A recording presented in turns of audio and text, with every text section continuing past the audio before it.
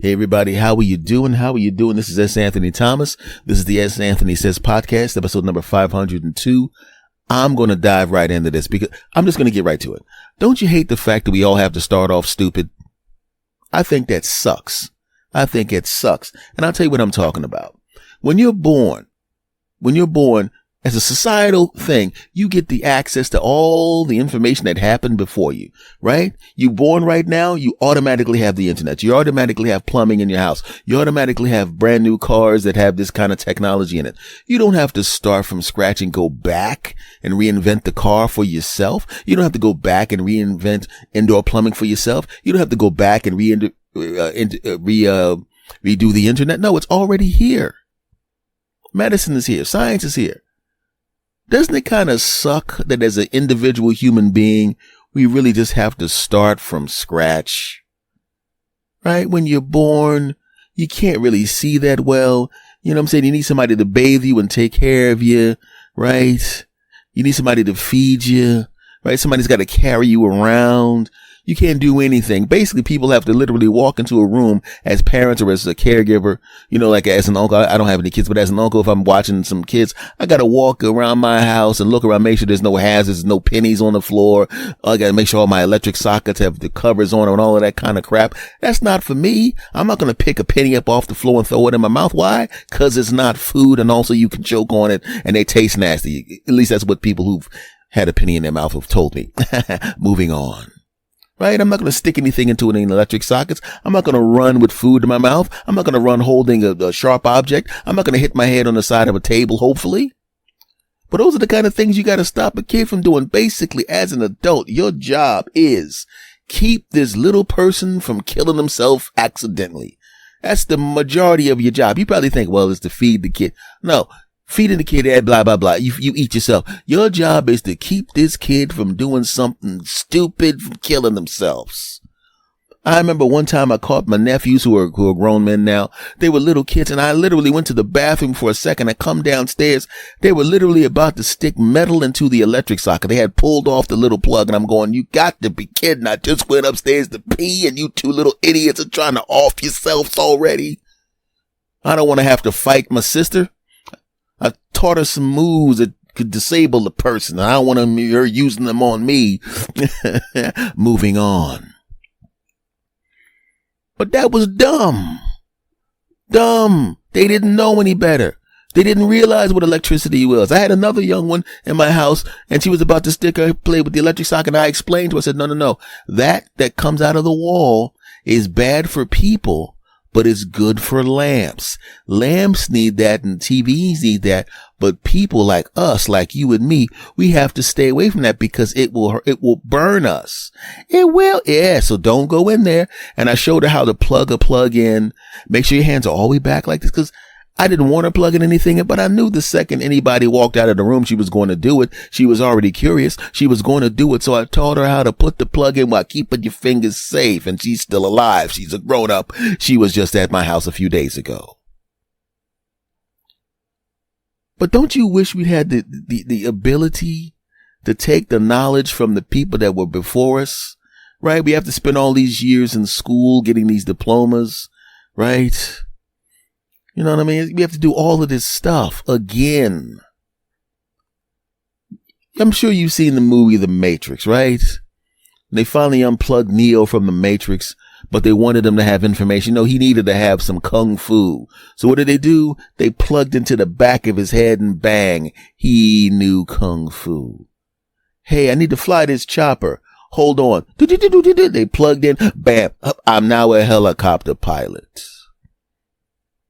All knowledge is just basically electrical signals in the brain. Once your brain learns how to do things, which means at some point probably we'll be able to just dump that information in your head. You won't even have to go to school. When you're born, they'll put some kind of nanotechnology in your head with all accumulated knowledge up until the point that you're born. And then when you're born, you'll just know all of that crap. Right? Just imagine having all the knowledge you have. Say you're a 30-year-old person. You've been in your career for 6 years out of college, right? But say for the sake of argument, All the knowledge you have now, all the technical knowledge and maturity, we could just dump it into your head at birth, right?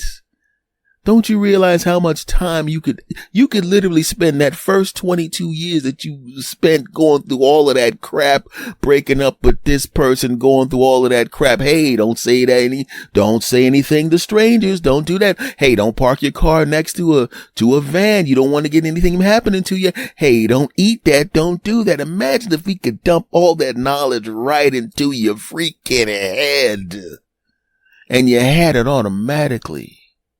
What would we do with ourselves if we didn't have to go to school anymore? If all the knowledge we needed was just dumped into our head? What would it be like as an infant? Right? Imagine an infant. Granted, you can't do anything about the body. The body's still going to be a baby body. But imagine if you had the knowledge and the maturity of a 30-year-old person from birth. Right? The doctor you would come out of your mouth and the doctor would go, hey, so how'd you like it in there? And you go, well, it was actually pretty. Oh, whoa, that's kind of weird. I'm breathing air on the outside of the body. I guess you might as well cut this umbilical cord. It's not like I'm going to be needing that, huh? Be careful. I don't want to have an outie. Okay. I want to have an navel. Okay, doc? Okay. It's a little cold in here. Could you wipe this placenta off me, please? I mean, it's basically like just imagine having a cold shower. Okay. Get this placenta off me. It's kind of grossing me out a little bit. Okay. Okay. Could you hand me let me high five you. Crap. Well, high five me. My motor skills haven't developed yet. I'm still a baby, remember? Okay, hand me to mom now. Hey, baby. Hey. Remember, I'm one of the first babies with the nanotechnology. You don't have to do the baby talk right now. In fact, could you do me a favor? I can't really see that well. My eyes haven't developed to the point where I really don't even really know what you look like. Could you read me the newspaper, please? Yes. When I know how to read, I just can't see the paper because my eyes haven't developed to the point where I could read fine print yet. Really? You know, if I had been born a couple of days ago, I would have voted for that guy. He seems like a fantastic candidate. Okay, mom, I'm hungry. Could you whip out one of your boobs so I can have some milk, please? Thank you. Right? Walking around the house, your baby's finally crawling. Right. And you don't remember that now you have one of the new nanotechnology induced, enhanced babies that have the maturity of a person in their late 20s, early 30s. You see the baby crawling towards a penny and you go, hey, don't pick that up. And they're thinking the baby's going to put the thing in their mouth and the baby goes, mom, remember I'm one of the new nanotechnology enhanced babies. Okay. I'm not going to pick this penny up and put it in my mouth. I just read in the newspaper, now that my eyes can see fine print, I just read in the newspaper that there's a lot of pennies in circulation right now, that if they're from a specific year, they're actually quite valuable. This may be a penny, and probably is a penny, but if it's from a certain year, it could be worth as much as $5,000. Okay, so let me check it out. Oh, no, this is just an ordinary penny. Here you go, mom. I'm now going to go over and watch television. I believe the stock reports are coming on now. Seeing as how I now have a job and I've actually been saving since I was 6 months old. I'm going to have quite a nest egg because I have 20 to 25 years extra years saving. So, you know, I'll probably be a multi-millionaire by the time I'm 40. Okay, Bob. I can't talk right now. I just pooped my pants. Could you take care of that for me? Okay, fantastic. No. Do me a favor. I don't need the wiping down and the cleaning and all of that. I think I'm going to need a bath. This is a pretty big one. Yeah. You know, the kind of poop that dad always goes, hey boy, what'd you do? Sneak some cheesesteaks and some hoagies and some pizza in that bottle? Yuck. Okay, so wipe my butt now, please. But wouldn't that be an interesting thing? Imagine what life would be like if that actually happened. What would happen? What would our lives be like if we had all the knowledge of a 30-year-old intelligent, 30-year-old highly educated person from birth? I don't know if that'll ever happen. I mean, if something similar to that may happen. I don't know. But it's just weird to me that, like I said, as a society, we move and we advance. We have the technology, we have the information, and we have to go through all of that crap from scratch. It's like you wasting 20 years or 22 years of your life learning stuff that you should have already known, but unfortunately we can't know it. We got to do our own thing. We got to find our own way. And the funny thing about it is it actually applies to adults too. I talked about, I don't know whether I talked about it on this podcast or my other podcast, but I'm going to rehash the story because it kind of falls in line with this. And there's a lot of new people listening to the podcast, and it applies because normally I like to tell news stories, but this applies, so somebody get to it. Working in a sales office, and I was one of those people that was always in the top 10. We did sales and we did surveys. I was always in the top 10. So I knew what I was doing, right? And there were some new people coming in, and I kind of befriended them a little bit. We weren't close friends, but we were cool, right? And I'm going, these people are nice. You know what I'm going to do? I'm going to hip them to the game, and I'm going to let them know what's up. So I pulled a couple of them to the side that were near me, and they were doing pretty good. They weren't anywhere near where I was, but they were doing pretty good. And I said, you know what? I said, be careful now, because if you burn out all the sales or survey leads, what happens is the data stops and the new data set doesn't come for a couple of days. So, for example, if you burn through the leads 10 days early in the month, right, the new data set's not going to come for a while. So you literally will still be employed, but you will be at home not earning money because you burn through the leads. Sometimes it's a couple of days. Sometimes it could be as much as a week. But if you go through the leads methodically and smoothly and try to do your best with each specific phone call, mining as much as you can and being as much of service as you can, there will be a steady flow of leads and you won't have any days off work. And I'm looking at them and they're smiling. Yeah, man. Thanks. And they're smiling. And I'm thinking, great. I just hooked them up. They were nice people. They were pleasant. They were doing a nice job. I'm going to hip them to the game and make sure they understand what the groove is. And that's what I thought. I'm in the break room. I'm standing with some of my friends. They're over there, the new people with some of their friends, whatever. We hadn't got to the point where we were sitting together and hanging out like that yet. But like I said, they seemed cool and I wanted to hook them up. The same way I was hooked up by people before me, and which is why I was always in the top 10 and mostly in the top 5 or 6. And sometimes never number 1. I was number 1 during the part, but there were some people that were just so unbelievably talented at sales and stuff that, I was happy to be in the top 5. So I go to the bathroom, right? And I'm using the stall, right? Not because and I overhear them talking. Hey man, that dude, man. You hear what that dude said? Yeah, man, we were talking. I mean, here, man, he's doing good, man. But I think he just doesn't want nobody else to do good like he's doing.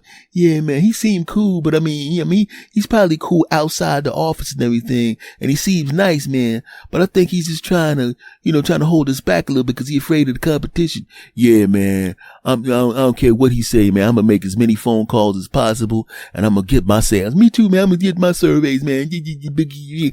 And I'm sitting there and I'm like, really? Right. And I don't want to make it uncomfortable. So I pick my feet up off the floor and I put it to the door so they don't know anybody's in there. They walk out. I wash my hands and I'm sitting there disappointed because I'm thinking, man, this is what's going on here? I tried to help these two idiots. I walk out. And I walk out the bathroom, and the bathroom was not close to the floor, so to where the sales and surveys was. So they didn't know I was in there with them. I walk out and I walk back into the area, and they're smiling at me, giving me the thumbs up. Yeah, right. Had I not heard that, I would have thought, hey, these guys are nice and great, and they respected me, and they took my information to heart, and they're gonna become successful at this place, and everything's great. And guess what happened? They burned through the leads. Right? Now you figuring, how can 2 people do that much damage? It wasn't 2 people. Those 2 people went and told the whole new class of people, and there was a lot of them, enough to cause damage. And they told the man, the old head, by the way, I was in my 20s at the time. Oh, you trying to trick us, man. We got to get these sales, man. Let's go. So they all is this big collective, a bunch of them got together and they were making phone calls at a hectic pace.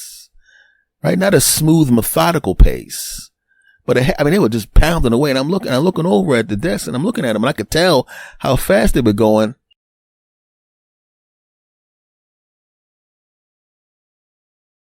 And I instinctively knew there was going to be a problem. Right? Early in the week, they're doing this like early in the week. This is Monday. This is early in the process, and they're just churning through and churning through and churning through and churning through.